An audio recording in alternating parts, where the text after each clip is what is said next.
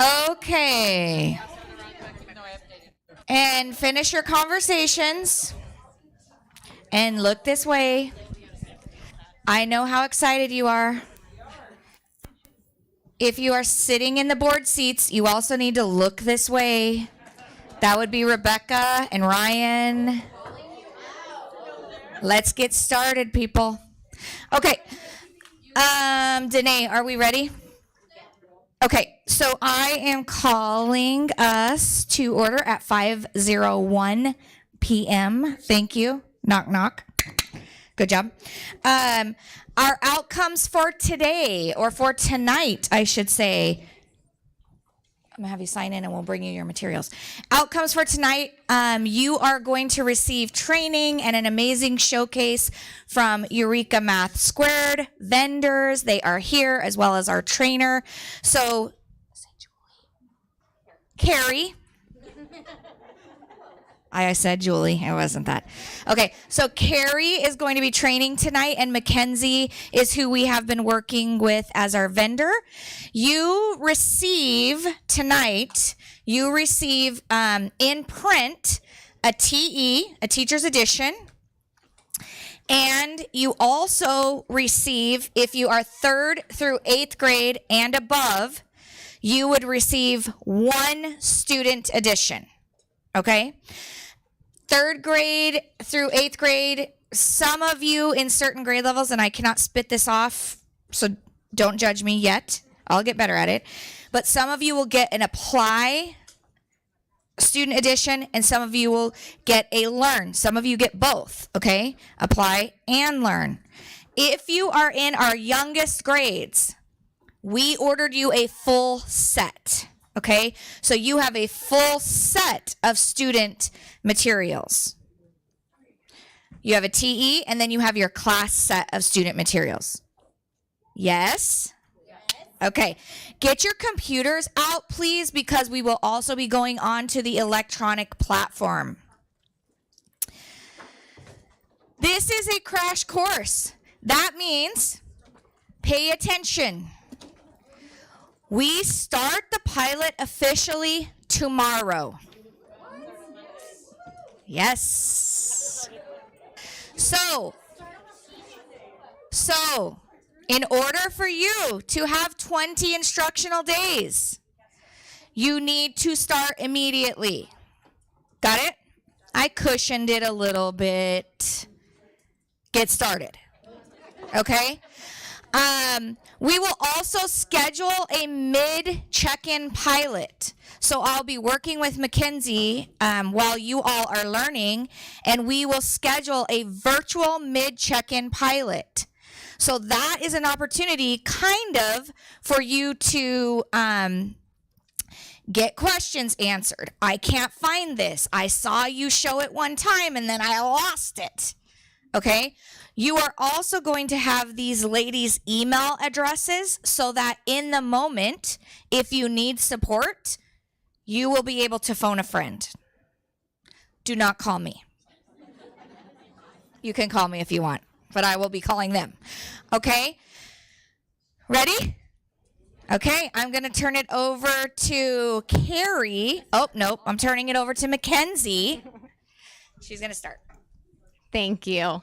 Hi, Liberty. It's so nice to see you. I feel like it's really weird kind of talking through a microphone right now. I'm not used to this. But it's so good to see you. Thank you so much for coming. We are really, really, really excited to share with you Eureka Math Squared. Carrie is the implementation leader. She will introduce herself, but she is here to support Arizona schools with implementation support that they need. So on your table, you have candy, because as a former educator, I know that if you have to stay late, you need some sugar. So if you need some more, just raise your hand. I will come drop some more at your table. I will bring it to you all over there. I got you. Okay, I see hands already going up. Awesome. You also have business cards in the center of your table. Some of them have Carrie's name and some of them have mine. However, I can easily connect you to Carrie if need be. So we work very closely together, but we are just really, like I said, excited for you guys to experience Eureka Math Squared. As a Eureka Math teacher, Carrie and I actually both taught it in our classrooms. So we were right where you were, and then jumping in and just seeing all the great things that Eureka Math Squared has to offer. I think you're really, really, really going to enjoy it. So I'm going to turn the time over to Carrie. I know there's a lot to cover, but we are here to support you. Thank you. All right. Hello, everyone. As Mackenzie said, my name is Carrie, and I'm here from the Seattle area. I literally woke up to snow yesterday. I was like, yes, I'm going to Arizona. And I got here in a hailstorm. And I was like, what is happening here? As Mackenzie mentioned, I did teach Eureka Math in 3rd and 4th grade. I had the opportunity to loop with my 3rd and 4th graders. And then my last couple of years in my district, I supported implementation K-5. Now I work full-time for Greatminds and for Eureka Math and Eureka Math Squared to support implementation pre-K through 12 with both curricula. Just a quick background on me. I got into teaching not because I wanted to teach kids math. I got into teaching because I wanted to teach kids how to read. And so I started off my my career in early elementary education. I didn't always love teaching math. I started teaching Eureka Math. I was like, oh my goodness, there is something to this. Hearing the way that my students talked about math, it was the 3rd grade module on fractions. Any 3rd grade teachers in here? Okay, that module changed my life. Here I am, right? My students were talking about math in ways I had never heard before. And like I said, I realized there was something to this, and I absolutely loved it. So it made me a believer. Here I am. Now, I don't want to disparage anything about Eureka Math, because like I said, I'm a huge fan. However, there were times when I didn't feel like it was super easy to use. There were times when it didn't feel 100% accessible to my students. There was a lot of words on the page, and I felt like all of my frustrations, all of my feedback was addressed in this brand new curriculum. I don't know if you've had a chance to dig in and take a look at it yet. The story of math is going to feel very familiar, but there's a lot of new good stuff in there. So what I'd like to do today is, first of all, this is just the crash course. How do I even get started with this? But know that if you do end up implementing, we have a full day of professional development that we would want to dig in with to really get the idea of all of the bits and pieces that we're not going to have time to cover today. But that said, like Mackenzie said, my card and her cards, they're out on the table. We are always happy to hop on a call. Again, I am implementation level. So if you're like, I don't even understand what to do with this lesson, I got you. Give me a call. So let's get started today. And like I said, we're going to try to cover an awful lot really fast, but don't hesitate to stop and ask questions as we go as well. All right. I already said that. I'm Carrie. I'm from Seattle. Here we go. Okay. So this is kind of an overview of what I'd like to cover today, ideally. I want to really look at what teacher resources you have. I want to look at the student resources, and then we're going to just be able to scratch the surface of assessments and planning a lesson. Again, each of these really is a full day PD on its own, but we're going to do our best to get through as much as I can. And with that, let's go ahead and dig in. Before we get started, what are some things, and we're just going to kind of open it up, what are some things that you're hoping to get out of today's session? Yes. Oh, can't talk, sorry. Pass the mic. So I started on Monday just so I had questions. And I really want to be able to have my kids pull this up on their Chromebooks at the same time I'm doing it. Absolutely. And you are middle school, right? 8th grade? Okay, excellent. 6th grade. I was close. I knew middle school at least. All right, thank you. Hello, everyone. Hi. So I want a guide to get to the most important things as quickly as possible. The main stuff. I need to teach. Yep. How to teach it right away. Let's go. You got it. Because it sounds like we're starting 5 minutes ago, right? Excellent. How about one more? What's on your wish list for today? You can aim really high with this. I can't promise I'll deliver, but you can aim high.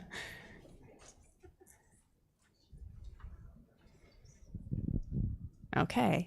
All right, I'm going to let you off the hook.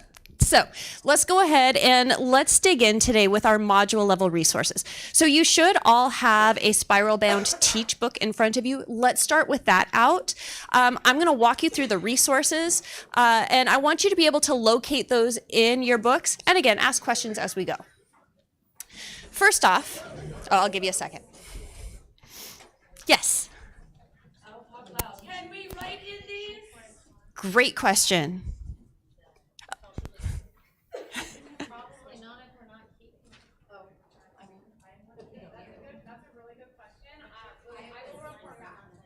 I would prefer that you use stickies. Erica, can you get stickies? Okay. Oh, But I will show you a place where you can write in your teach book on the digital platform. How about that? only because you do not know that this is the chosen product. Right?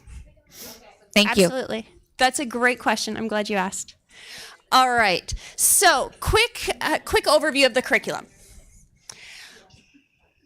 We have our 6 modules for every single grade level. That's a kind of a departure from Eureka Math. We wanted to keep it consistent. And just like in the past, we have groups of lessons that are put together and create topics. We're telling a story over the course of the year and even over the course of the module. So those lessons are going to build logically from day to day. The modules are going to build logically from module to module. Module 3 is assuming you've had modules 1 and 2. That was something I didn't know when I first started teaching 3rd grade, and I decided I was just going to dig in with this module on fractions. So just keep that in mind. And this is not going to be a one-to-one correspondence with your modules in Eureka Math. Keep that in mind as well. So module 2 in 3rd grade is not necessarily going to be the same as module 2 in Eureka Math 3rd grade. So keep that in the back of your minds also. This will feel really familiar, but there's going to be some key differences. All right. There are 140-ish lessons across the year, depending on your grade level. That's a huge improvement over Eureka Math, where we had 180 days of instruction. And I don't know about you, but I never had 180 days with my students, right? So they heard teacher feedback. I mean, this was written by teachers, and they said, okay, we need to cut back the number of lessons. That's going to give us more time for responsive teaching. That's going to give us more time for all of life's little interruptions, right? We all know those very, very well. What? Testing? Never heard of that before. Yes, I know that is always the forefront of our minds. So here's the module map for K-5. Here it is for 6-8. I know it's really hard to see. I'll show you how to find this on our website as well. But we actually have down towards 130 lessons in 6-8. That gives you a little extra time as well. So let's start off with that teach book. So go ahead, and first thing you're going to notice is there is fine art on the front of each of them. I mean, can we get a little round of applause for color here? I mean, come on. They are much more visually pleasing. I was just sharing with someone that I taught Eureka Math out of a giant binder. Actually, not one giant binder, like 6. Yes. So I was thrilled to have these great visually pleasing and a lot easier to use books. So let's go ahead and start off. Open up to just beyond your title page there, your table of contents. The first thing that you're going to see is this module overview. This is a lot easier to use. It's going to give you kind of a visual representation of how the math is going to unfold over the course of the module.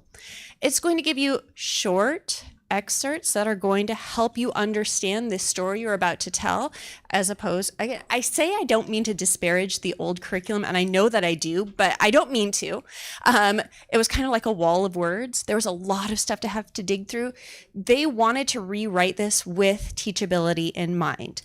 Ain't nobody got time for that, right? We want to keep it short and sweet, but still really be able to key in on what are these important concepts that we're going to be telling throughout the story.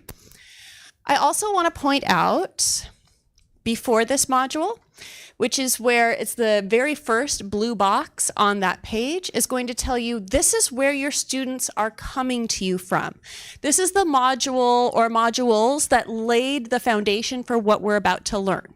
That's going to be important because you have access to every single module at every single grade level online.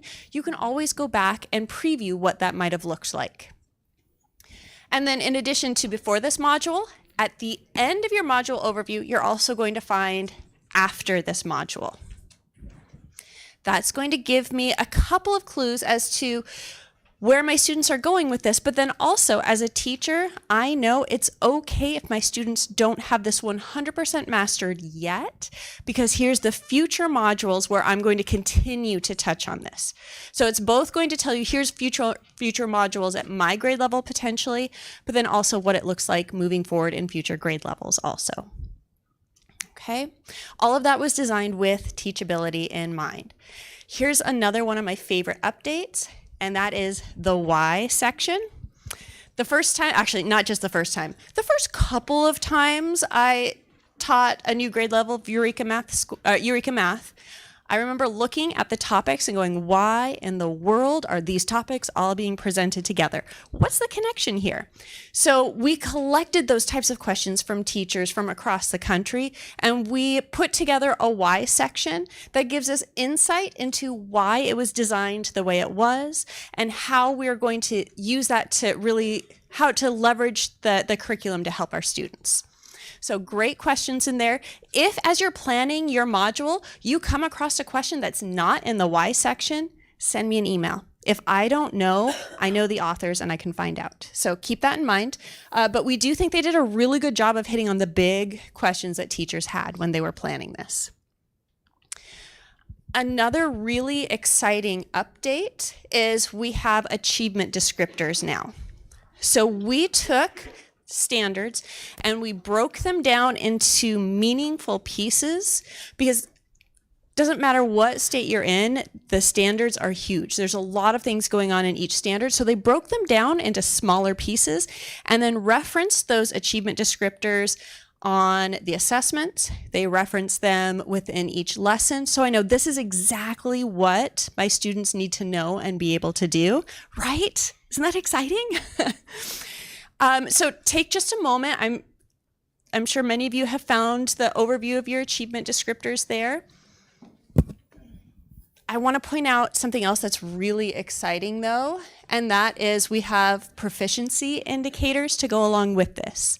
Now these are found in the back of your teach books, but they're going to tell you, so if the achievement descriptors tell you what students need to know, the proficiency indicators will show you what knowing even looks like. I can't tell you how many times I would sit down with my team and we would look at exit tickets and go, yep, looks pretty good for me. I don't know exactly what I'm looking for. So we were having to norm students' work against each other versus now we're going to tell you here's what partially proficient looks like, here's what proficient looks like, and here's what highly proficient looks like. Now, fair warning, sometimes there isn't a highly proficient category for each one because it requires you to, it shows a little bit more depth of knowledge. And when you're looking at, say, multiplication facts, there's not necessarily always an opportunity to show a deeper level of knowledge with that. So keep that in mind. All right, so that is achievement descriptors, proficiency indicators. Other resources, these are all located in the back of your book. And I like to point them out because as a teacher, it's very easy for us to miss what's in the back of the book because there's so much going on in here. So in the back of the book, you'll see your standards. You're going to find the terminology, math past, and materials. Let me talk about those just a little bit there. Let me start with terminology. So for terminology, it's going to tell you here is your new terminology along with some definitions for you. Quick note on how we introduce math vocabulary. Say, oh gosh, I'm going to get this wrong. It's ABC, CBT. So ABC, activity before concept. We're going to play around with this before we really have a strong concept of what this term is. And then concept before terminology. So we're going to play around with like the idea of area, building a concept of what it is, and then we assign a formal term for it. If you follow along with the lessons, the way that they unfold will follow in that manner. So we're not necessarily saying, all right, here's a new word we're going to be learning today. See it, say it, spell it. We're going to build a concept of what that term is first, and then we'll assign a formal term to it. So keep an eye out for that. But another thing that I love about terminology is we also have our familiar terminology. Words that they should have, I say should have, they probably have learned in the past. This helps me keep with that familiar common language in math. So we're all calling a rose, and we're not calling it something else. But then there's also academic verbs that we're going to be introducing. And these are your cross-curricular, explore, identify, words that might come in a variety of contexts. So that terminology is there for you within each module. Something new and I think really exciting is our Math Past. We wanted to help students see the connection and the cultural relevance of what they were learning. We wanted them to be able to see kind of like our own version of windows and mirrors, see themselves reflected in the math. And I mean, we don't necessarily want students thinking that math was something that was just invented by a bunch of really, really, really old white dudes. There's a lot of different cultures that have contributed to our math, and we think that's really important. So we gave you some more information about Math Past in the back of the book, but we have activities sprinkled throughout the modules that will connect with those particular lessons. Okay. Yeah, don't you love that? All kinds of connections. So we have connections with history. We have connections with art, as you see on the front cover. There's going to be lots of cross-curricular connections there. The last thing is your materials for the entire module. I'll show you also where to find those on a lesson level, but this is assuming you have a class of about 24, which may or may not be your reality. I know we all collectively laugh, right? So keep that in mind. If it says that you need this is 25 rulers, but it does say 24 learn books. So that's that extra helicopter ruler for when you take one away from a student because they're using it inappropriately. Obviously, you would need more than that if you have more than that many students. But again, this is a good idea for planning on a lesson or on a module level. So things don't surprise you at the last minute. But I will show you that the materials on the lesson level are so much better thought out now. So keep that in mind. Okay, you ready to dig in with digital? All right, let's go ahead and I'm gonna switch us to the digital platform. I'm gonna show you how to find all of those things. And as it was mentioned earlier, if you want to take notes in your module overview, this is how you're going to be able to do it without using the sticky notes. You can do it right here on the platform. I'm going to log in with my email. I believe that you all nod your head if I'm correct. Log in through Clever. Okay, good. All right, let's go ahead and take a moment to log in through Clever. I'm going to log in with my email, though. If you need assistance, raise your hand. We will help you.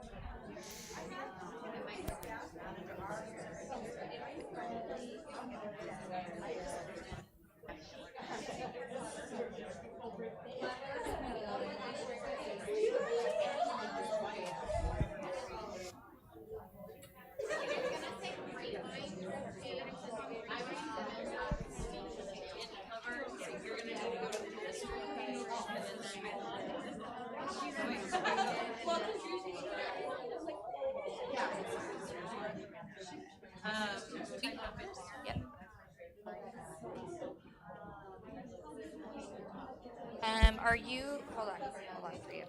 I don't have it either.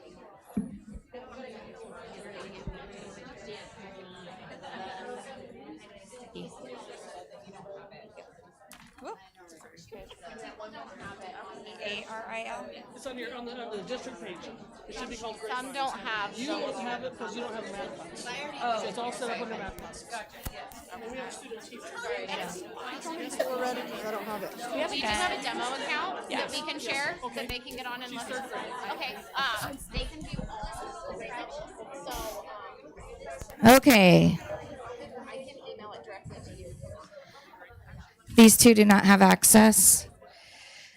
Coaches,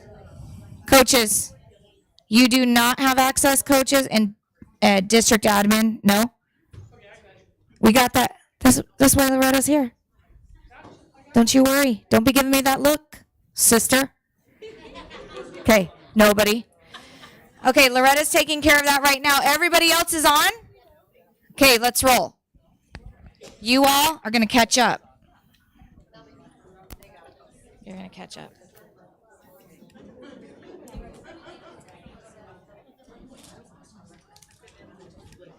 All right.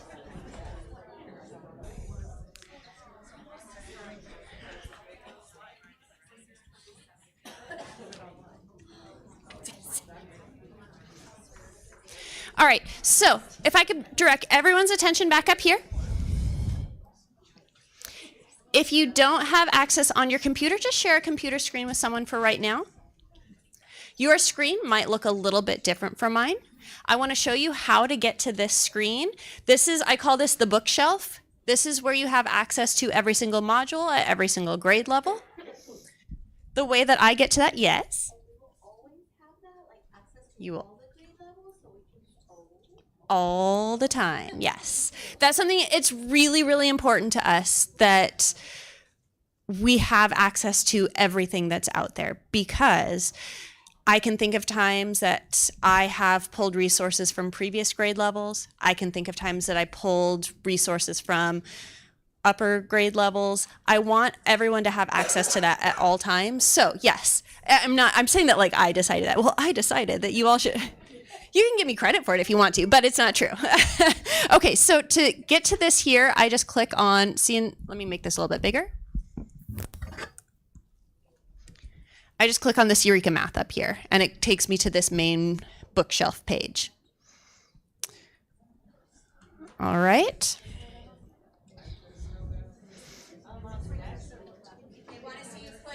You want to see me click again? Okay, now, fair warning. I have access to a lot of different things up here that you may not have. This is not one of them. You have access to this here. But I just clicked on, you might have, it'll probably say Eureka Math and your grade level. Just click on where it says Eureka Math up there and it'll take you back to that page. I should say Eureka Math squared. Okay. All right. So I'm going to scroll down, and how about if I use, someone give me a module that you're going to be looking at.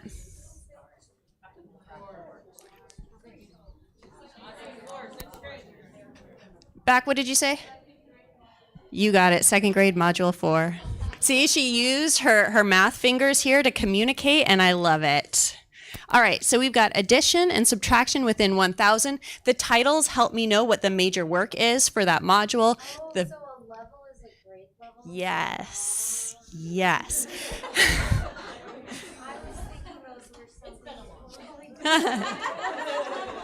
So funny story about that. No, that's a great question. Funny story about that. They wanted, because we have access to everything. If I were a 3rd grade student and you handed me something that said 2nd grade on it, that's a much different impact than if you handed me something that said level 2. Okay? So we just wanted to design this with access and equity in mind and helping students feel like they're going to get exactly what they need to support them. All right. So everything that we've talked about so far is located right here under this module overview page. So go ahead and click on a module, whichever module that you're going to be planning for.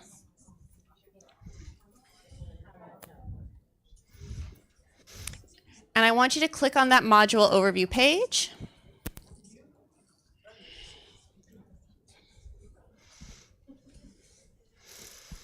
There's that text box that we started off with before this module. There you're going to see as you scroll, here's how your topics are going to build. Don't worry, there's more on that in just a little bit. I love the visuals because I can see that concrete to pictorial to abstract progression. I can see how the topics logically unfold and tell a story also. Here's the other thing that I want to point out. Up at the top of the screen, you could scroll through all of these, or you can jump ahead to the Y section. You can jump to your achievement descriptors. Here's your terminology. Here's that math past. We'll talk about these little guys over here in just a little bit. Here's your module materials. And then I want everyone to go ahead and click on resources. All right, so I like to point this out because here, if you have templates that you might be using for the entire module, you can find, download, print them here. You will probably also have some module assessments at this point. Your sample solutions for those module assessment scoring guide. If you are K2, we'll talk about assessments in just a little bit, I hope, crossing my fingers. You also have an observational assessment recording sheet that I'm also really excited about. That used to only exist for kinder, and my first and second grade friends all over the country are like, oh, wait a minute. We kind of wanted that too. So we added that to first and second grade now. It's just an opportunity aligned with those achievement descriptors to just record what we see and what we hear in the classroom.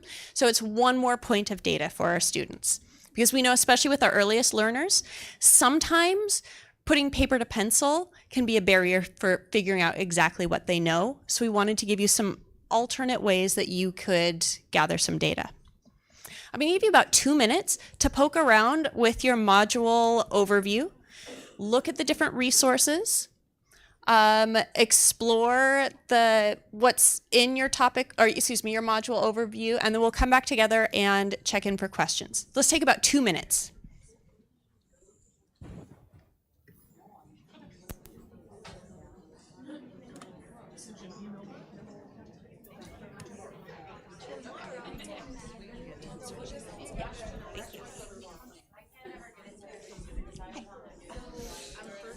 And this module, well, one of our standards is data, and I don't see it anywhere.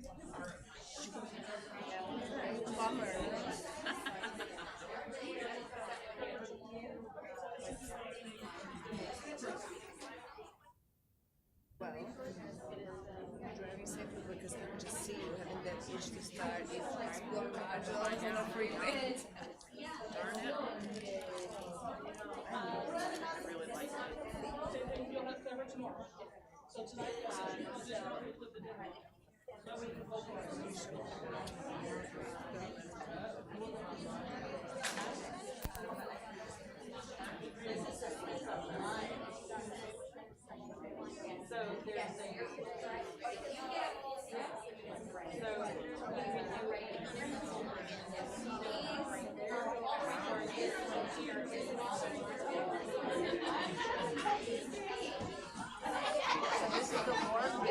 apply, but then there is one that's like learn. Like explaining it. So like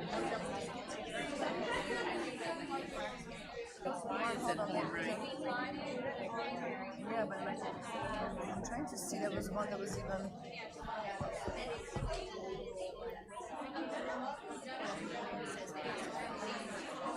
yeah, see like it's like it's first grade, right? It's just explain it. Because even if they don't understand it, or like absent of the parents want to help them, even though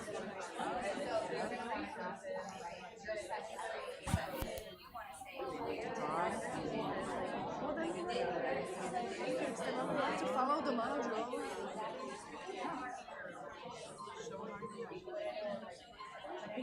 No, you don't.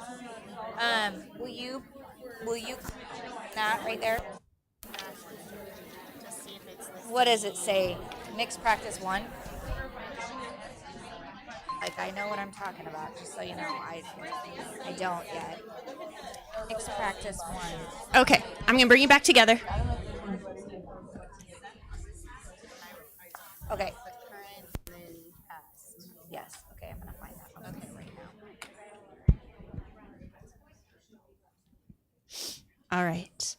Couple of questions. What are some things that you were wondering when you were looking at that? We did have a question about where to locate standards. I will show you a resource for that in just a moment. Question? Oh, wait. Really, I'm loud. Okay, so I love the resources, and I have the sprints, and sometimes I want my students to go and check and work through what their answers are. So where are the answer keys? It should be under sample solutions. For 6-8, your sprints are located under the module resources. For the younger grades, they'll be under your lesson resources, because 6-8, we could use those anywhere, really. So it should be under your sample solutions. For the resources, is that in addition to the workbook? Or is the resources within the workbook? A lot of the resources are exactly what is in the workbook. There are some that are extra that may not be found in the book, though. So I'm going to clarify that question. Is this available in the electronic platform? Yes. Where is this? A lot of it's on the lesson level resources. And we haven't seen those yet? Correct. Okay. Correct. Yep. The button that says assign, if I hit that, is that then giving them that test or whatever virtually? Then they can do it digitally on there? Yes. Yes. Anything that you click the assign button on, it'll give you a menu of which students within your class. There's fewer things on here that I would actually assign. So when we get to the lesson level, that button is on everything. I wouldn't assign everything like sample solutions. Probably not. But yes, when we get to the lesson level, I'll show you how to push these out to student devices. Okay.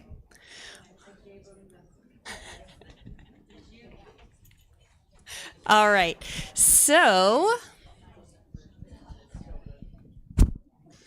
really quick check-in. And I know we're going really fast, but I want to tell you all the things that you need to know. Anyone have something that they'd be willing to share that resonates with you, that you're excited about with those module level resources?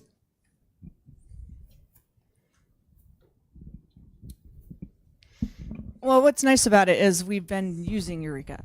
So it's very similar and it's familiar to navigate, which is nice. Yeah, absolutely. That makes me happy to hear it, because I feel like that would be the case. It feels new and familiar all at the same time. Okay. Okay, so I like that it has it in Spanish. So all the lessons are in Spanish. Is everything available in Spanish? Yes, with an asterisk. Our K-5 translations are out and they're ready to go. 6-8 are coming. Like, this is like brand new to us. So 6-8, we don't have it quite yet, but we don't have a timeline on it. It's on its way. But yes, anything that is student facing can be assigned in Spanish also in K-5. Thank you, 6-8 teachers, for not coming at me for that. We're working on it, I promise. Exactly. See, you get me. Okay. I do want to take us into topic level resources. All right, so let's jump back into the book really quickly. It's important to see pretty much everything you can see in your physical teach book, you can also see on the digital platform, and then some. There's some extra stuff on the digital platform, so I just want you to know how to locate and how to use both of those, because it's going to be a choose your own adventure kind of thing. You could teach from your book, you could teach from your computer. Okay, so topic overviews. These are really designed to, we're going to dig in a little bit deeper now. So let's go ahead and turn to topic A in your module.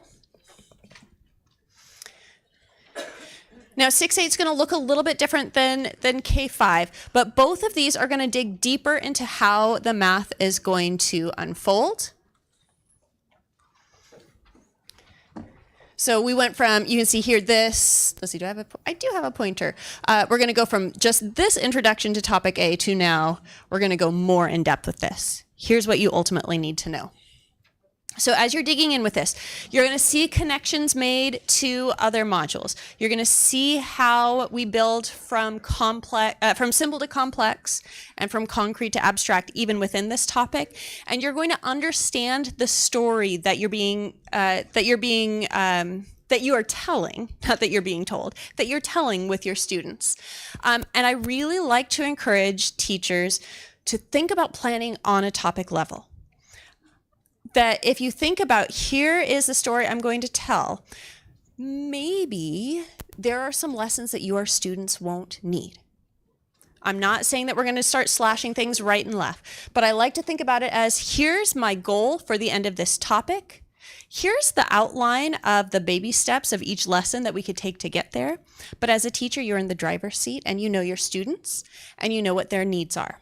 Sometimes I found that I can combine a couple of lessons together when I plan on that topic level. When I plan day by day, I teach every single lesson. But when I plan on a topic, I might sometimes see some things that I can combine together.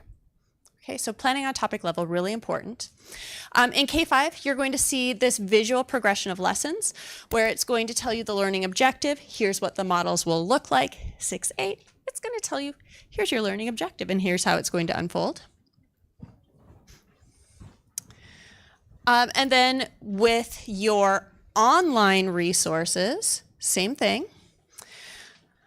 I'm going to go back to the begin. Oh, I'm going.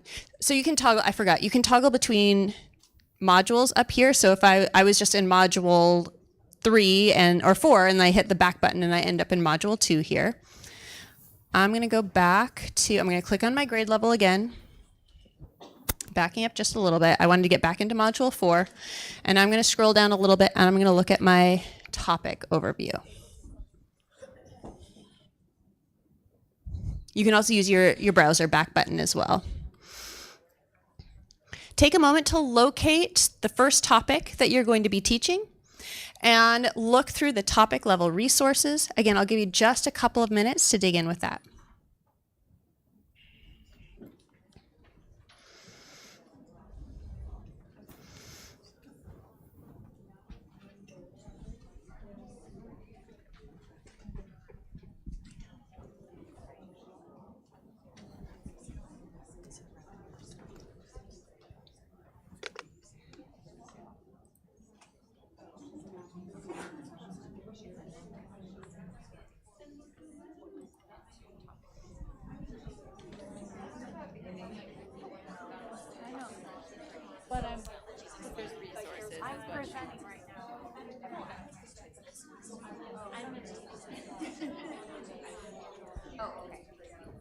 And then there's one that says invite.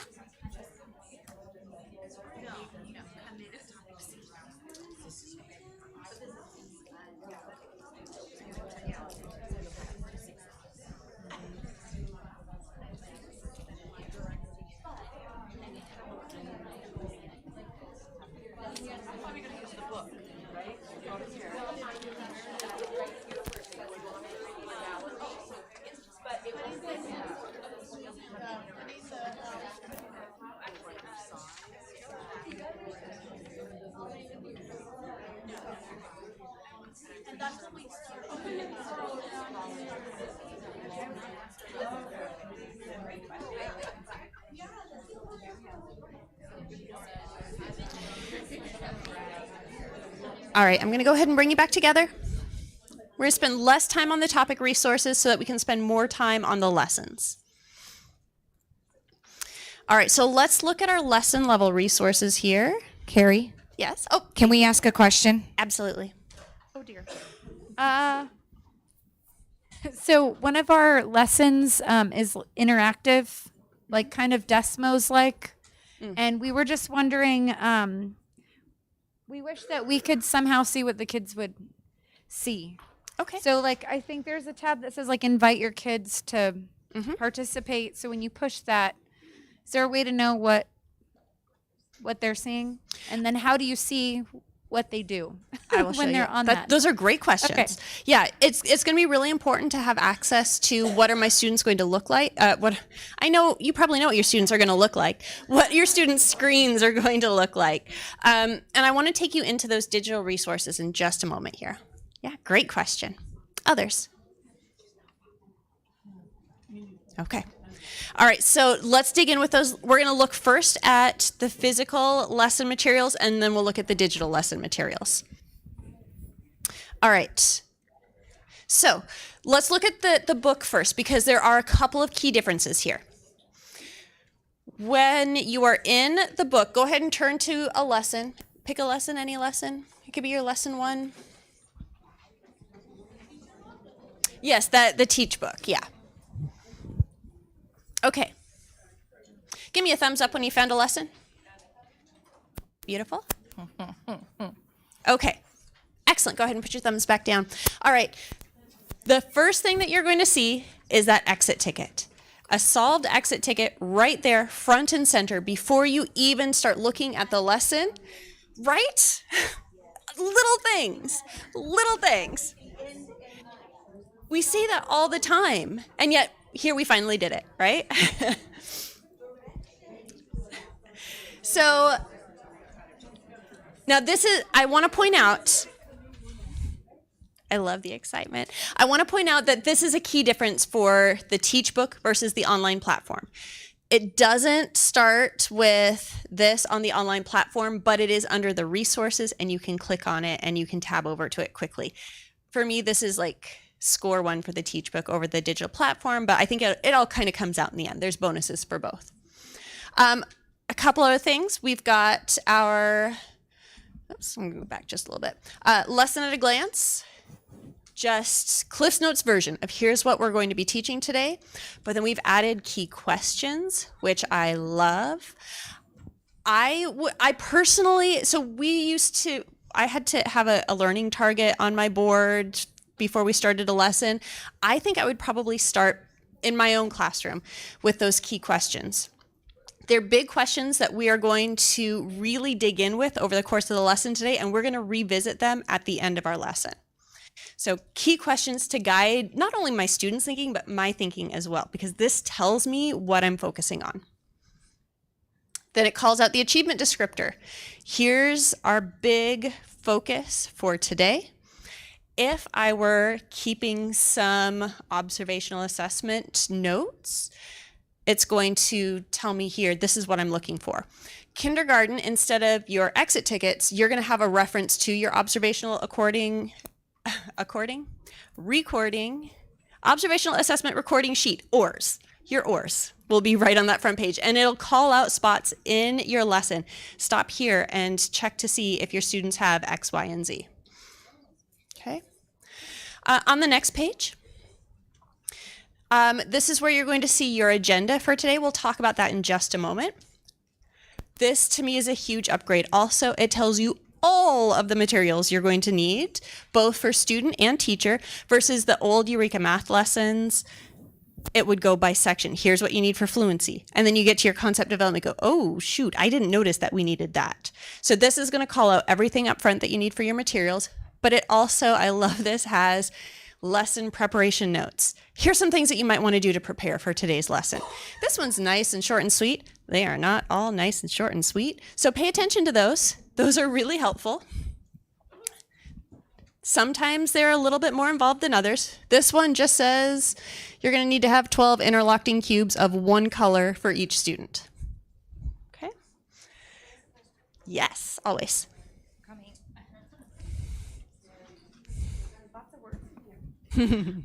It says, and for students, it says student book, and it also says learn book. Are they the same thing? Yes. Okay, because they just didn't use the same word. Yeah. However, some grade levels do have a learn book and an apply book. Mm-hmm. Yep. Yes, we'll get into the learn and apply book because there's nuances. Okay. All right, I want to talk about lesson structure really quickly. Familiar and yet different. Every single day, pre-K through currently 9th grade, every single lesson follows this exact same structure. Fluency, launch, learn, land. Every day without fail. Familiar-ish, we're going to recognize that fluency from Eureka Math. It's going to feel very, very similar. We'll talk through each of these components. The nice thing is, it used to be K-5, we had our lesson components. 6-8 had different lesson types. We wanted to keep this common structure for every single lesson because it supports students. They know what to expect. It supports me with my planning because I know exactly how to plan for each portion of this. I like to think of the 4 components kind of like a 4-course meal where there's a menu for each of these, but I don't want to fill up too much on the first couple of courses and not have time to get to that dessert with land. So I want to attend to all 4 lesson components every single day, but I'm going to adapt them based on my students' needs. And we'll talk about these components here. So with fluency, quick warm-up. It's a way to build confidence. It's a way to build automaticity. It is not about memorization. It's about helping students access things from their memory. That's a key difference there. We want them to have it in their memories, but the goal of fluency isn't drilling it into their memories. It's that repeated exposure. It's distributed practice. I use my fluency a lot to address small misconceptions that I'd noticed the day before. So we give you a menu of fluency activities. Think of it as a menu. Know that you can also order off menu too. We have a full session on how to customize lessons. We're not going to be able to get into all of it today, but just know I'm going to do that fluency warm-up every single day. 6-8, your fluency is not worked into the total time frame for your lessons. Think of it more as a bell ringer. You could use it for other activities as well, but I would probably have it up on the screen. We do have slides that we can use. I would have it up on the screen, and I can choose how I want my students to interact with that. I could have them do it on whiteboards. I could have them do it in a notebook somewhere. There's a lot of different ways they could do that. Launch is probably one of my favorite additions to from Eureka Math to Eureka Math Squared. This is where we are setting the stage for the entire day. This is where we're building context for the entire day. A lot of times this is where we're going to pose a problem that students, I think of it as giving them like a little bit of a math headache, and they don't quite know how to fix it just yet, but they will through the course of the lesson. So we're introducing a productive struggle for them. We're introducing a context for our work today. We don't ever want to assume that students have the context that they need for any given lesson. So this is where we're going to be setting the stage for the entire lesson. And the end of our launch is always going to end with a transition statement. So today, 4th graders, we are going to do X, Y, and Z, whatever that might be. So we're just really setting the stage. It's a quick introduction to what we're talking about. And then we slow down and get into our learn. This is where new concepts and skills are going to be introduced. This is where we're spending the bulk of our time. It's a series of activities that you can lead your students through. There's going to be a lot of different ways that our learn may look, sound, and feel. There's going to be some different, you might see some direct instruction. You might see some group work. You might see partner activities. You might see we're going to pose a problem and we're going to talk through it together. Some really good engagement strategies. I know I keep saying, I don't mean to say anything bad about Eureka Math. Nobody's listening in here, right? I can say things. I loved the content in Eureka Math. I thought it was so well thought out. It was so coherent, so rigorous, and exactly what my students needed. But I felt like I had to be bringing in constantly my own engagement strategies. It was up to me to bring the content to life. We wanted to take some of the heavy lifting off of teachers. So we've added those engagement strategies in. And I'll talk about some of the instructional routines that you'll see in here, but it's going to be a lot less work for me as a teacher to teach these concepts because they've got that engagement. They've got discourse built into everything that we do. And then the land is going to feel very, very similar also. Oh, and the learn is also going to end with your problem set. That's students' independent work. I say independent work, I really just mean independent from me, the teacher. They can be working with it in pairs, in groups, but this is their chance to just jump in and start to try this themselves. And then we move into land. We're going to have a whole group discussion. We are going to review those key questions, discuss them together, and then we end in an exit ticket every single day. So that is the structure every day. You might see that we're spending more time in fluency, less time in launch, more time in learn. So the time frames for each of those might flex, but your overall time frame is going to be the same.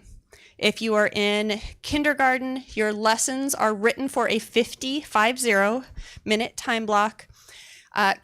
First through fifth is for 60 minutes, and 6 through 8 is written for 45 minutes. Now, that may or may not be a reality. One of my roles as an implementation leader is when you get to the point where you are adapting these for your time frames. If you're like, I only have 30 minutes, hop on a call. We can talk through that. I know there's whatever your context is, whatever your math block is, I guarantee there's someone else out there who has that same time block, and we can talk through how to adapt that for your time frame. Okay. All right, student materials. Your problem set, they're now, at least to some extent, in color. Yay. A couple of huge improvements. We've attended to white space on the page.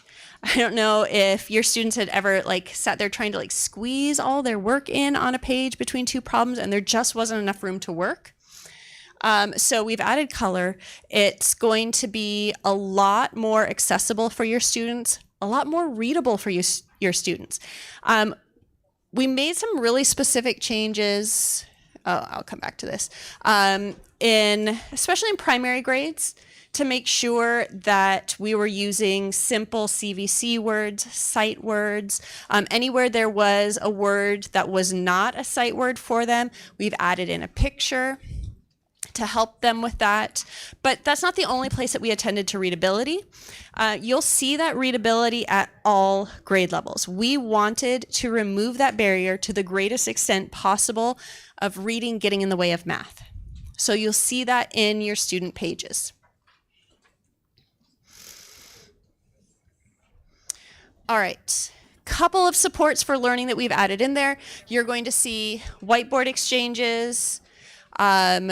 We have card sorts, games, gallery walks. So again, it's not just me standing up in front of the classroom telling my kids about math. It's now going to be a lot more engagement strategies. The activities are going to come in a lot of different forms. These are embedded throughout the lessons. Yeah, the question was where do I find these, and they're in there, and I'll show you a couple places also. Okay. It was really, really important. Whoever's doing the talking is doing the thinking in math class, and I can't tell you how many times I was like, wow, I got a lot better at math today as a teacher because I did all the talking. So all of these discourse strategies are built in. So we think about, there's a ton of think, pair, shares. There's a lot of share, compare, connect. All of these routines are built into the lessons. So again, it's not just great content. It's meant to be engaging and meant to be a very active lesson for your students. Speaking of discourse, inside your student books, your Learn book will have a talking tool. That is grade band specific. So there's a primary one, intermediate, and secondary. And these are going to be great tools for students to help them when they're not quite sure exactly what to say. It is black and white inside the student books, but you also have, there's a color copy on here, and there's a color copy that is available within the didactics materials as well. In addition to the talking tool, we also have the thinking tool. Yes, ma'am. It should be in the front of your Learn books. Yeah, Learn. Everyone should have a Learn book. You're right. And there it is. It's just black and white.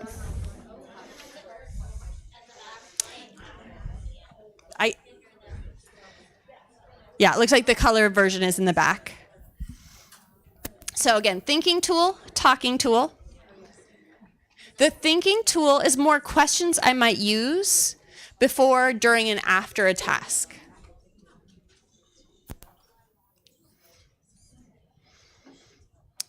All right. Before we really dig in a little bit more with those student materials, I talked about some instructional routines. So these are not specific to Eureka Math Squared. These are based on research. You've probably heard of some of these before. I've actually worked with a lot of teachers who have taken these and extended them as great instructional strategies for ELA, for science, for social studies. They work in a lot of different contexts. In fact, a lot of it was what I was bringing in and I was doing with my students, even though they weren't written in. So I'll show you how to access these online as well, but I want to show you one routine that I love. Love this routine. Some of you have done these before. Anyone done a which one doesn't belong in their math class?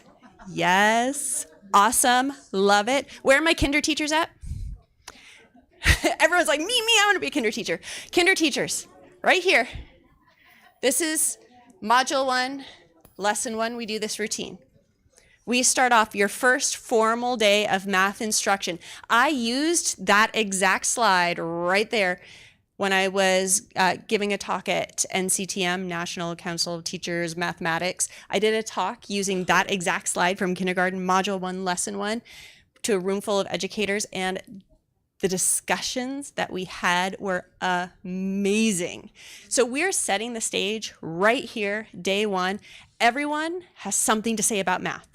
There's no wrong answers. If you're not familiar with this routine, let's just look at this example right here. And these are across some grade levels here. We're gonna look at these 4 pictures.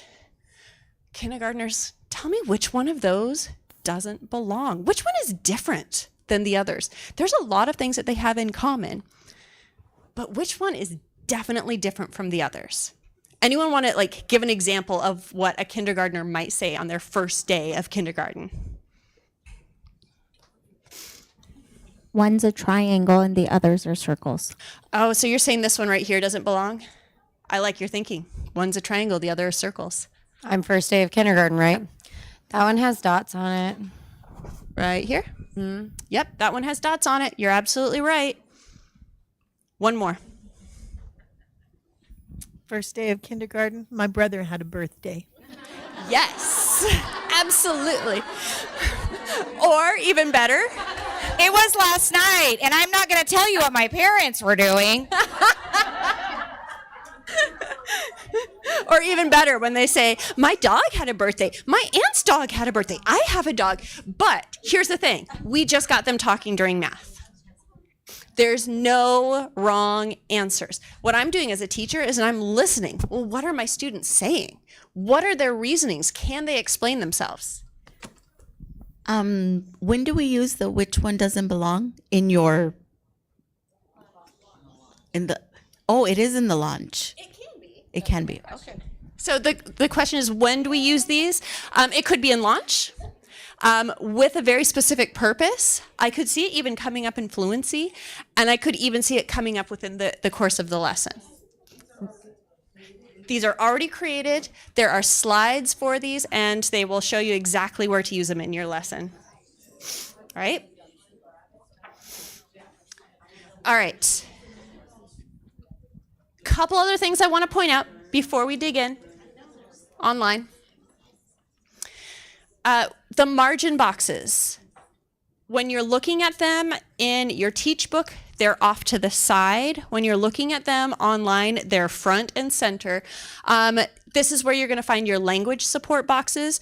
Language support boxes, we all know that's not just for English language learners. Math is a language. All of our students are going to need some level of support with that. We've written that into the lessons. Are promoting the standards for mathematical practice. I want to point out, people ask all the time, well, I've got some students who are just really, really strong in math and they need a little extra challenge. Differentiation for challenge boxes throughout the lessons. If they need more support on the other end, it'll say differentiation for support. Teacher notes, they get like the author sitting right there on your shoulder talking to you while you're planning your lesson. And then our UDL boxes as well. Universal design for learning.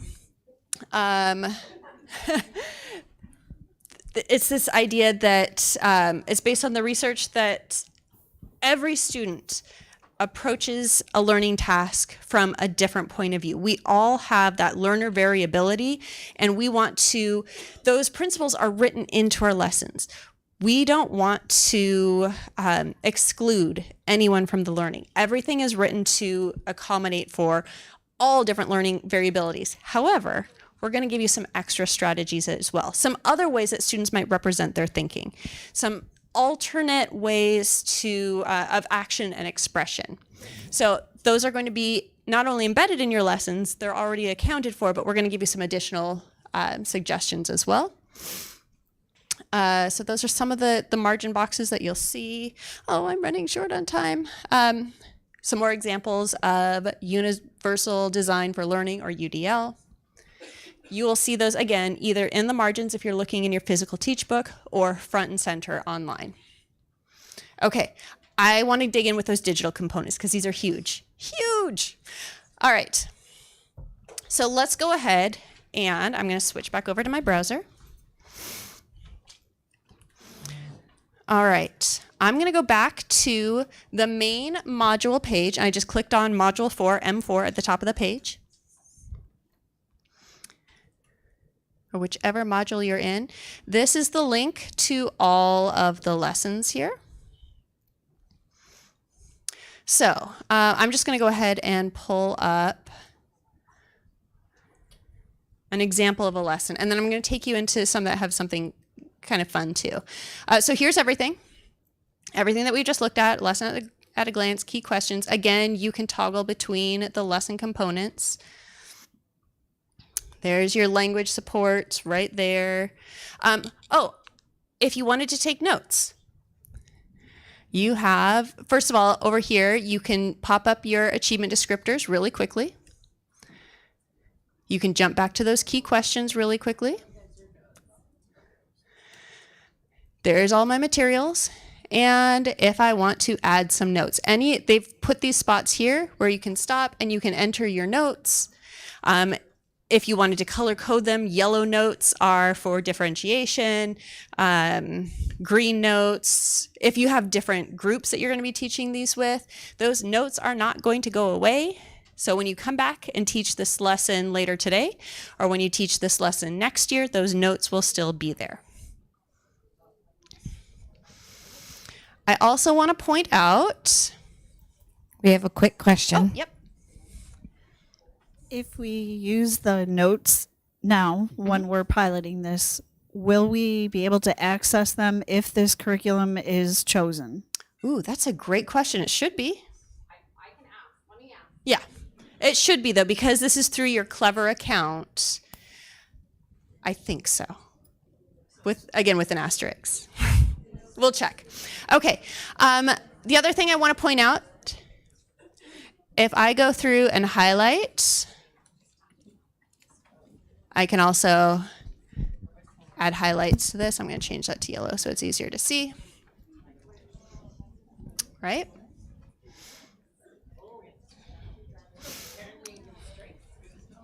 Yes, you can strike through also. Okay, so I'm going to scroll down now to, at a certain point within each lesson, notice this didn't start until Learn. You're going to see screenshots of the slides on the right-hand margin. I can now click on Present. Present to class. Sometimes it might say present and invite students if you're in 6-8. That means something a little bit different. I'll show you that in a moment too. It's going to pop up, yes, I want to present to Mrs. Thornton's class. It should pop up in a second window now. Check your pop-up blocker if it doesn't. And I can take this and I can slide this over. This is the one that I want to be presenting. That's the screen that I present, screen mirroring from my projector. And now I've got my guidance here to go along with it. So again, I've got the screen that I'm projecting from, and then I've got my own personal screen here. And it's going to give me all of the guidance. There are little boxes on the side here that tells me exactly when I should have that slide up. And I can toggle to the next one. It'll jump me to where I'm going to go. So I can toggle between the slides. I can move them ahead a slide. I can move them back a slide. You can kind of see it's jumping around over here. I can stop presenting and say, all right, third graders, eyes back up here. So you have those slides there and you have the guidance. Now, if you are in 6 through 8, you have a little extra capability there. Actually, let me show you just a couple more things before I jump ahead into our digital lessons. Let's see here. I want to go to grade 3. Hold on, I had a note here. Which one was it? Grade 3, Module 1, Lesson 5. This is just an example.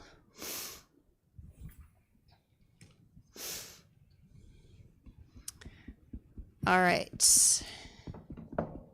I scroll down. I see here I've got slides to go along with my fluency. There's my launch. Okay, I'm going to present this here. So this is something new and I think super exciting. And we call these our context videos. It jumped me ahead here. I want to jump ahead to that slide there. Oh, sorry.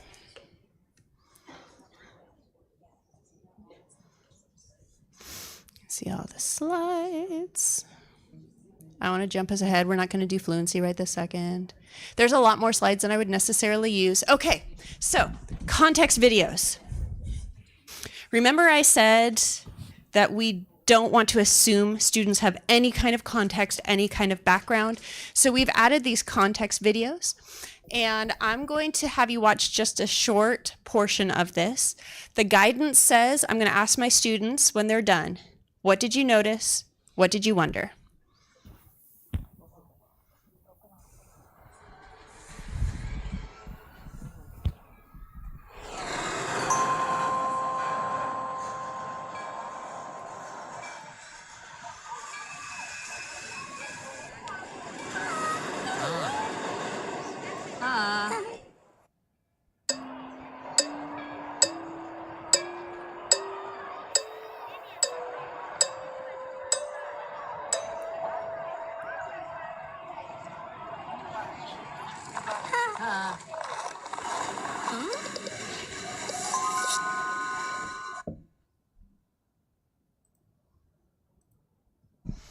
All right, we're going to start with, we're just going to do part 1 for right now. I want to ask you as teachers right now, thinking about these context videos, what did you notice and what did you wonder?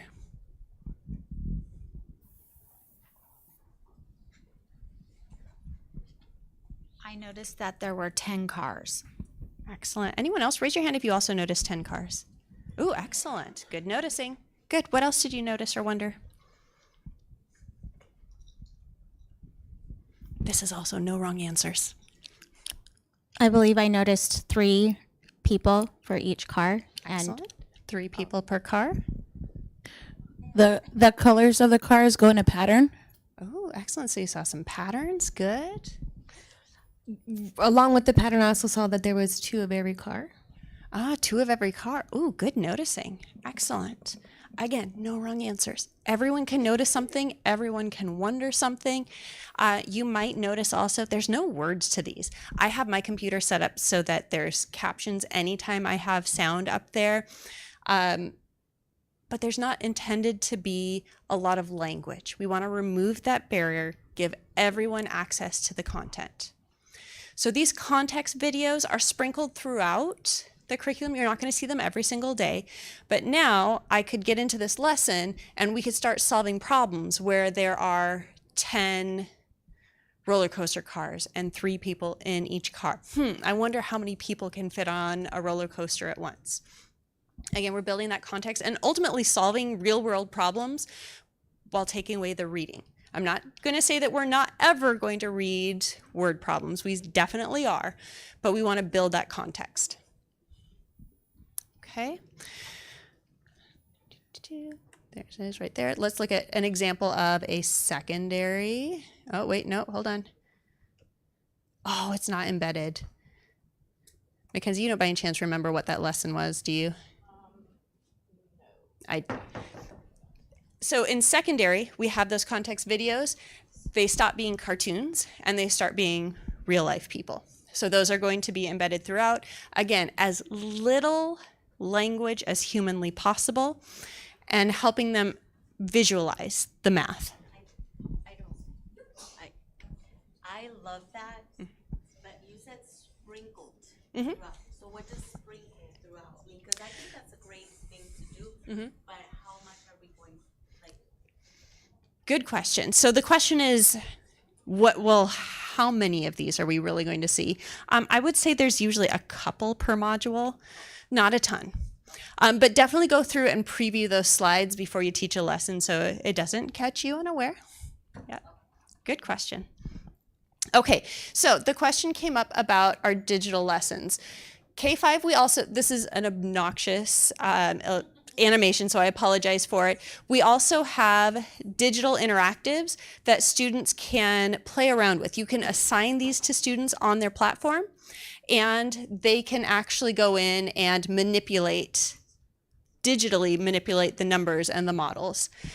But then in upper grades, this one does actually have a video. We actually have digital lessons that you can push out to student devices. For instance, this one, they are building a sprinkler system, and they're going to be able to go in and use different shapes, whether that's a circle or a rectangular shape, and they can manipulate that. And then it'll say, okay, let's go ahead and try it out and water it. It'll ask them a question. Did the placement of the sprinklers result in the lawn being completely watered? At this point, students are able to interact there, and then I, as a teacher, am going to be able to see all of their responses. Again, this is in our 6-8 digital lessons, 6-9 actually, up through Algebra 1. And then as a teacher, I can go in and I can take different student responses, and I can bring them up here, and it's going to anonymize them. It's going to make them anonymous. So student A, student B, and then we can have some discussions about other students' responses. So I want to show you really quickly how to assign those things. Okay. I'm going to go back to... Okay, so the first thing is, let's say grade 7. I think it's lesson 1. We have one.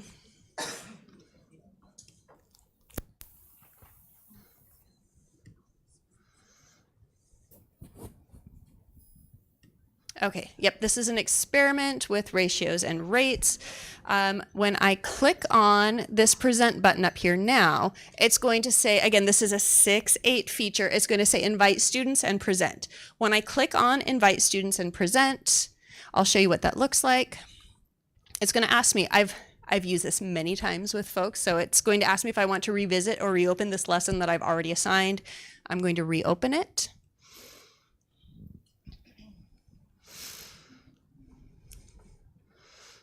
Okay, so again, here's that fluency. I might have it up on the screen as a bell warmer. And now I'm going to have my monitoring, my gallery, if I had students logged into this right now, and I would like to, ooh, we're close on time. I'm going to show you what that would look like, but we can see here that we're going to be doing some activities where students are physically sorting these coins and their timing to see, basically we're looking at the rate that it takes to sort the different coins, and then we're going to use that data for our lesson.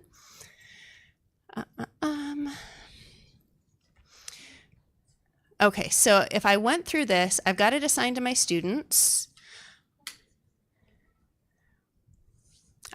I have 3 random demo students assigned to my account. I'm going to log in as one of them so you can see what the student interface will look like.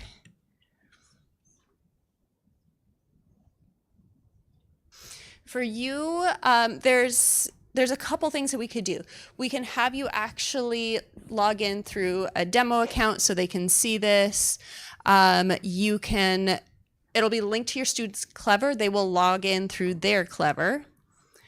And so there might be some benefit in just, at least the first time, having a student maybe project their device to the screen and showing everyone as they log in with it. But here's my lesson right in front of me. This is supposed to be 6th through 8th. Correct. So my 6th grade was present to class. 6th grade, there will be some that will just be present to class and it'll give you the slides. There are some digital lessons in there that will be present and invite students, and that will push it out to their actual devices. But if it just says correct, not every lesson. Yep, exactly.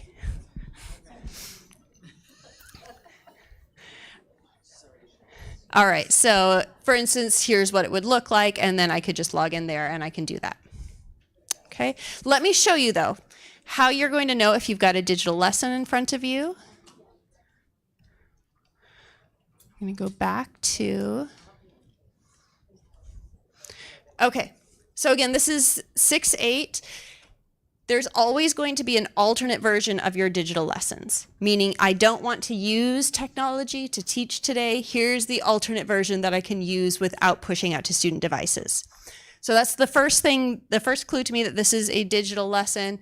And then also, instead of just saying present to students or present to class, it says invite students and present. It means I'm actually inviting my students into the lesson. Okay. All right. Let's talk student books really quickly, unless there's more questions about the digital components. Yes?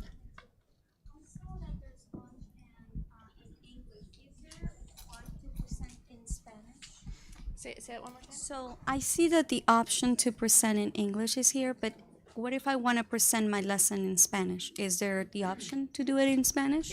Good question. In K-5, yes.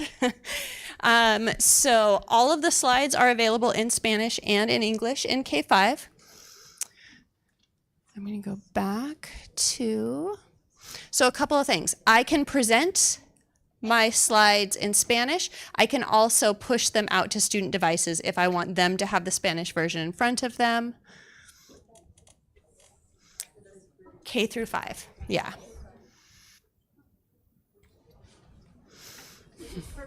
Oh, good. I'm glad to hear that. I designed it that way.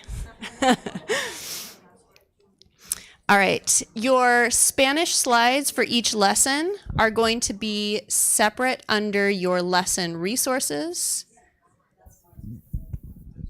Here is your slides in Spanish right here. Okay.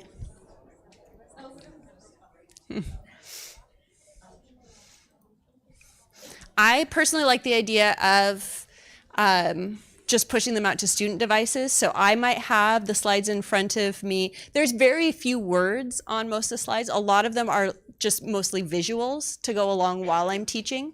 I had a teacher ask me recently, how do I make sure my students can still access them when they're at home? I wouldn't. They're not self-explanatory for students. They're just a visual to help me as I'm guiding my lesson.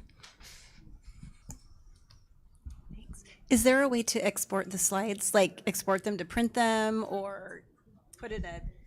Good question. The slides are pretty interactive, so we don't currently have a way to download or export them because there is, we'll put something up there and then show the answers. So we don't currently have that.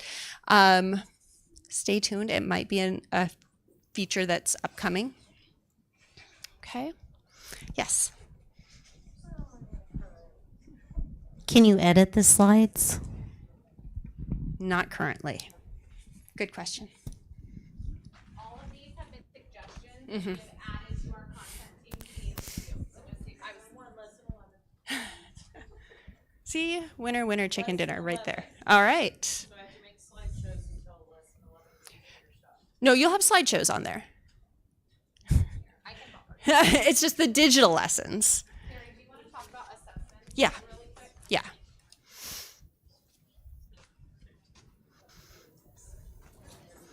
Actually, let me talk student books because I kept teasing that we're going to talk about that.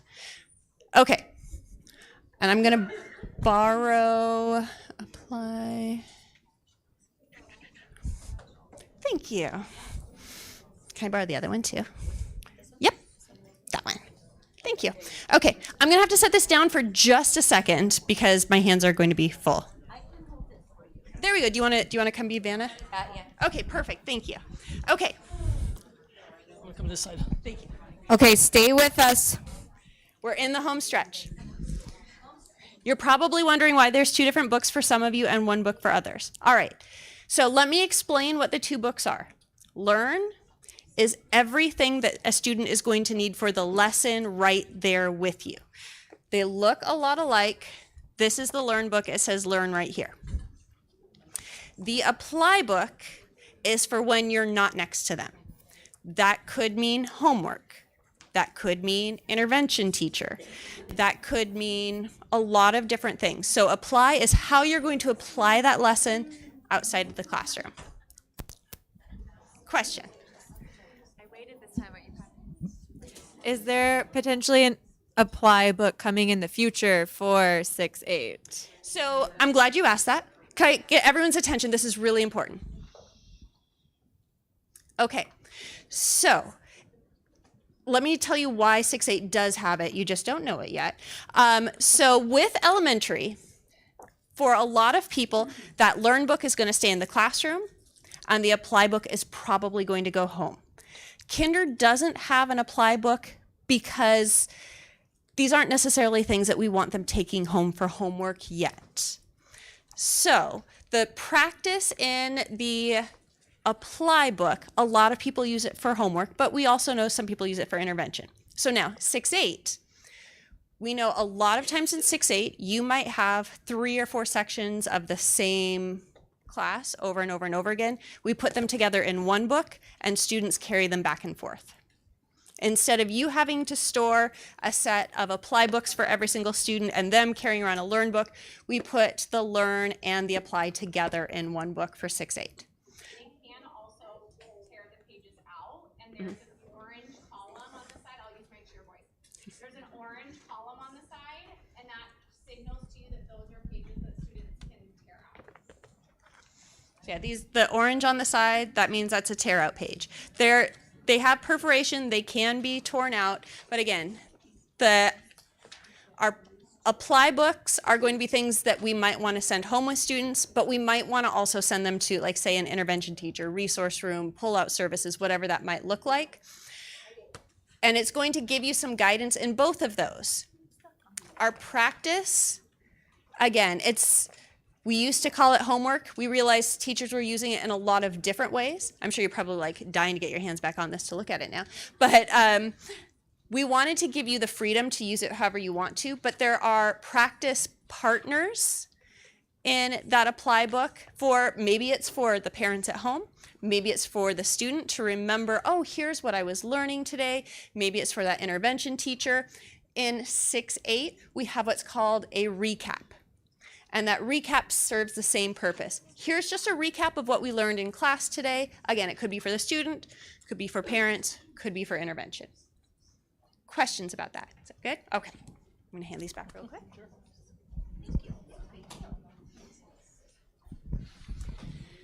Everything in the Learn book and everything in the Apply book is there under my lesson resources, so I can assign it in the physical book, or I can assign it online and it comes up on the student's to-do list in their digital platform. Yes? That's the other question. Looking at those when we would go to assign them, it shows it as just like a PDF. So is that just a PDF that they like scribble right on essentially, and then we have to look at each one? Good question. So it does. Let's see. It does come as an annotatable PDF. I'm going to exit out of this lesson. Yes, leave. I think I have some examples in here. Now, I would absolutely have my students, I would practice this with them. I would show it to them up front. So these are all different student pages that I've assigned to this demo account.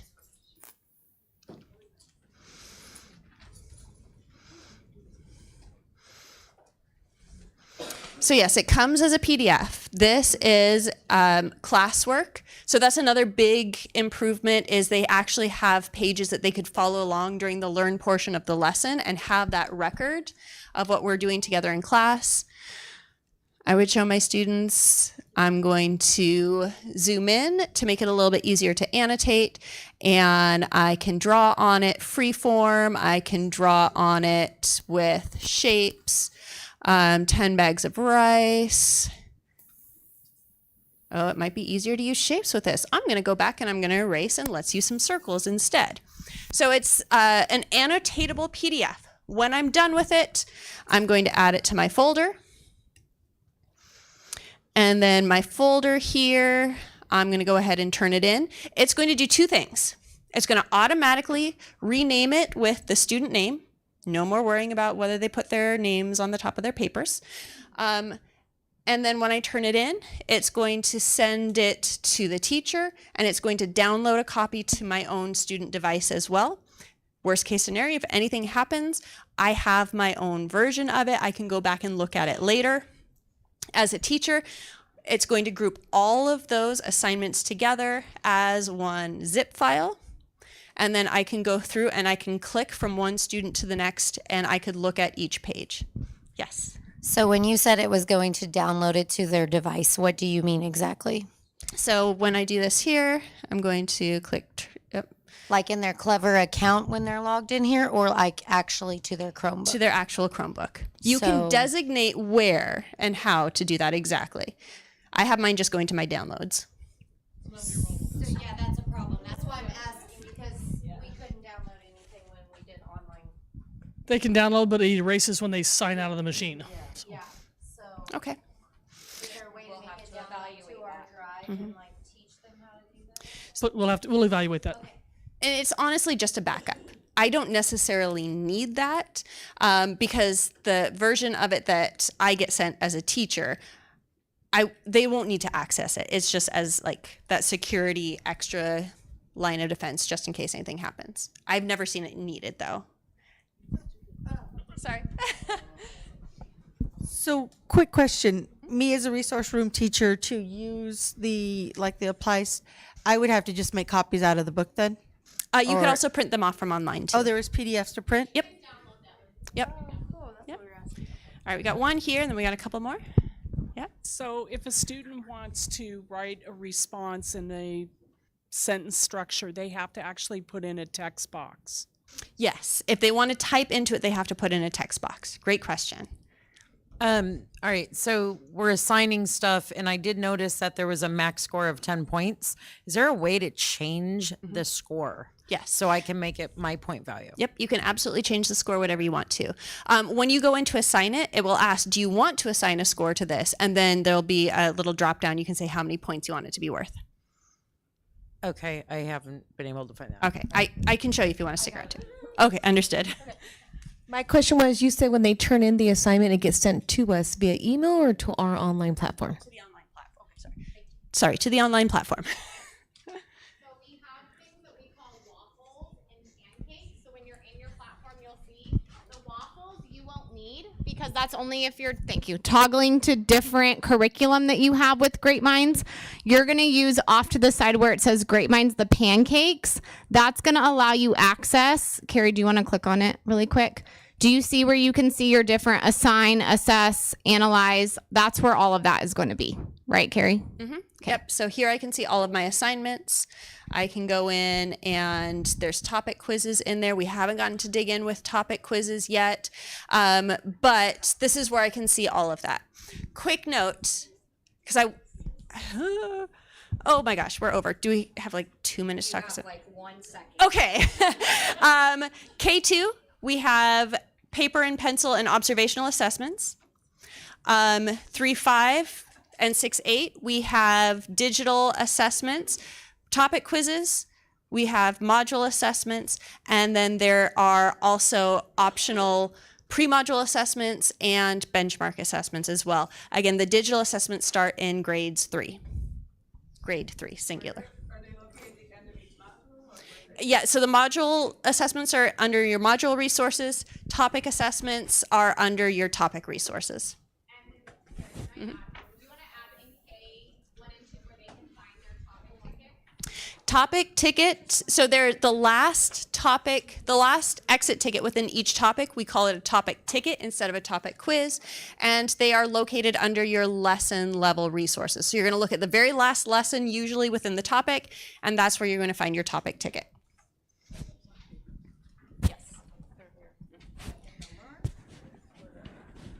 They will be in, the topic tickets are in your Learn book because it's a class resource. Okay, you drank through the fire hose tonight. Sorry. Last thing for me to tell you, the pilot, I wasn't lying to you. The pilot begins tomorrow, February 16th. It concludes March 24th. We meet again on March 28th. Couple things are going to come to you in email.